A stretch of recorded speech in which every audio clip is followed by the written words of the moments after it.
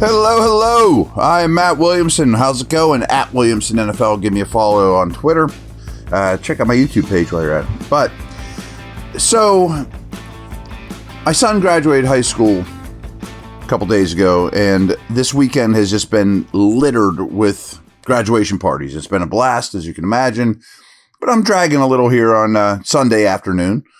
And where I'm going with this is many people at all these parties have asked me over and over, of course, about Aaron Rodgers, but even more so, what's their quarterback plan? I don't get it. You know, a lot of casual fans, so I'll be honest, a lot of you listeners are a little more advanced than Joe average graduation party chat, you know, but I just wanted to kind of make this clear. I think it's really obvious, and maybe some of you agree, but as of now, I mean, we know what the quarterback room looks like.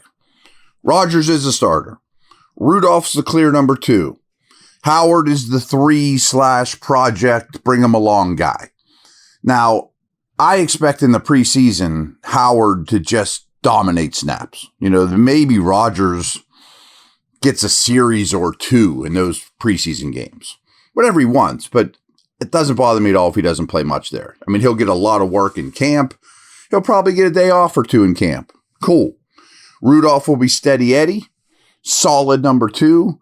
And Howard, I think they will work to the bone. You know, I mean, they will give him tons and tons of opportunity to see what he can do. And this year, Rodgers is a starter, no matter what. Boom. If he goes down, Rudolph, great. I mean, Howard would have to blow your doors off to even challenge Rudolph for the 2. And hopefully he does. I know so many people are super excited about it. I get that. But let's not forget he's a 6th round pick. So I think this year, the quarterback situation is very obvious. And how they distribute time, practice time, snaps in the preseason will be interesting to me. But I bet it's very similar to what we just said. Okay. Then what?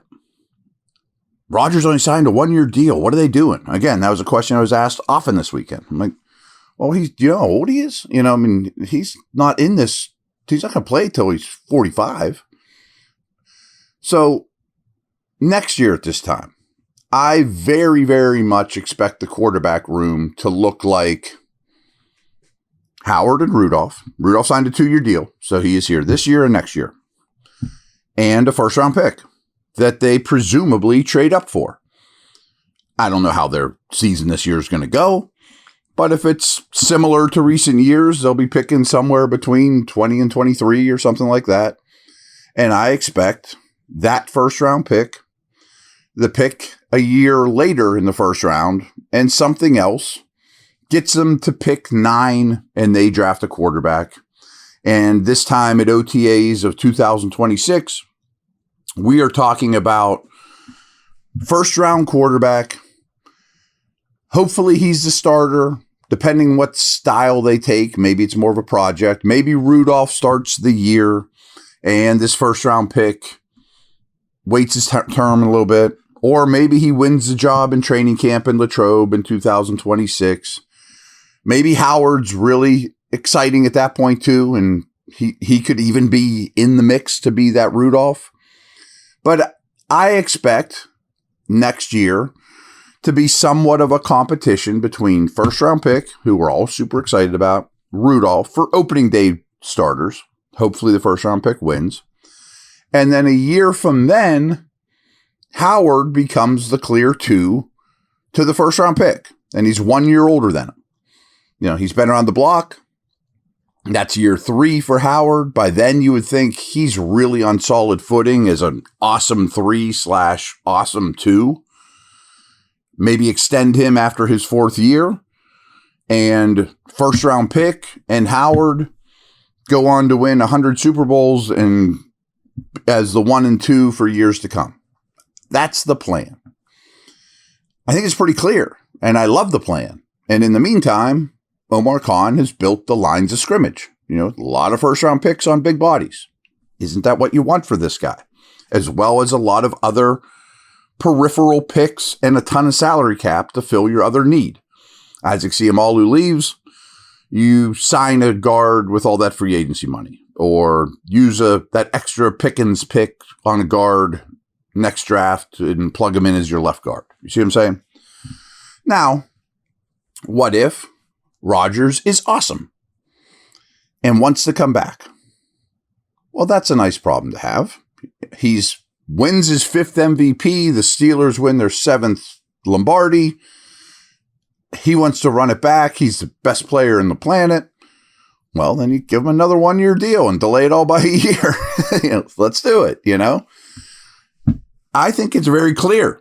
Maybe many of you have seen this and have, we've hinted around this on this podcast for probably a year now that's the plan. But it took me aback because some of the people I talked to this weekend were pretty legit Steeler fans and just didn't understand the process. I'm like, I think the process is pretty clear. You got to peel back a layer or two, but that's it. BetOnline is the world's most trusted betting platform and your number one source for all your sports betting action. With the baseball season in full swing, we're deep into the NBA and NHL finals, and BetOnline has more ways to stay in on the action with the latest odds, news, and scores, even live in-game betting while the games are being played. We keep the dog days of summer rolling with the largest selection of odds on everything, with updated odds on MLB, UFC, and boxing, to tennis, to NFL futures. BetOnline remains the best online source for all your sports wagering info. In between games, head over to the BetOnline Casino with all the top Vegas-style games, including poker and live casino. BetOnline, the game starts here.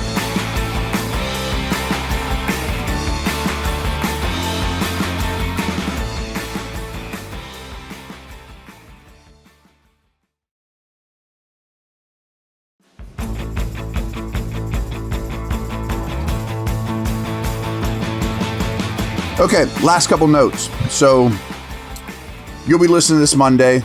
I will be going to OTAs or minicamp, different than OTAs, Tuesday, Wednesday, Thursday. Presumably Aaron Rodgers will be there. I think that's a slam dunk. As should TJ Watt, DK Metcalf, Darius Slay, some folks we didn't see much of in the first 2 weeks of OTAs. Couple things I just want to take note of. First off, I'm excited. I mean, I know that sounds fanboyish, but Aaron Rodgers is an all-time great. I just want to see him interact. I mean, I want to see him throw the football, sure. I want to see how he jokes with Cam Hayward, how he's hanging with Tomlin. I don't know if he'll address the media or anything like that in his first day, but all eyes will be on him. He knows that. The organization knows that. I know that. You know that. But I am still excited to see what that looks like. And I bet he makes a throw or two that I go, nice. That's just my hunch.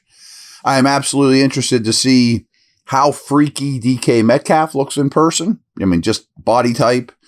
And frankly, the wide receiver group for OTAs week 1 and 2 was smallish, not real exciting. Metcalf will clearly stand out. And that doesn't mean I dislike Austin or Wilson or any of those guys, but they don't look like DK Metcalf. I can promise you that. A couple other things I want to take note of is I want to really start to kind of get a better feel for the depth chart, and especially the number 2 O-line. Like, I've brought this up to you guys a lot. Like a big job of the general manager, roster builder guy that doesn't get talked about enough is, for example, we just talked about Howard's going to take all those preseason snaps. Well, if the second O-line, and to some degree the third O-line, is total junk in preseason, it's really hard to evaluate the rest of the offense. And it's not easy to build 2 or 3 quality preseason lines.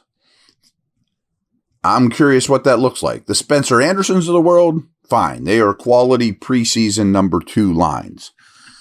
But I also am curious about depth for the regular season with the old man at quarterback, too. I mean, O-line depth, I think they're higher on some guys than many of us might believe in their number 2s. But I'm real curious to see how that pecking order looks in minicamp. And obviously in training camp, we'll have a much better feel. That's a long way away. Can't Can't really think of anything else I'm real super excited about. I am going to try to get some buzz about this number 3 tight end. Pitts, Jonnu Smith. Is there any legitimacy to that? Defensively, the D-line is so deep, but I don't think that's going to shake out in any way, shape, or form until training camp. Same with really the other positions. I think we know who the top 3 linebackers are, the top 3 safeties. Is there a corner that maybe stands out a little bit? Because I do think there's an opportunity there. Jack Sawyer, maybe. So I don't have a lot of defensive observations I'm excited about. Maybe how much does Watt participate? But even if he doesn't do much, I don't care, to be honest. I mean, he's going to be good. Might have a contract by the time they get to training camp. I don't know. And is there any more buzz on acquiring another pass catcher, another, not just the tight ends, but another wide out? I think that's about it for today. But I did want to touch on that quarterback thing more than anything. That it shocked me how many questions I got over the weekend just being at all these parties. Not about, hey, do you think Rodgers is going to be good? But more, I don't understand what they're doing at the quarterback position. I think it's pretty clear. So, and I like it. I think it's a very logical solution to trying to win now, as well as building not only the nest for the future quarterback, but when you acquire the hopeful stud next quarterback. All right, everyone, take care. Over and out.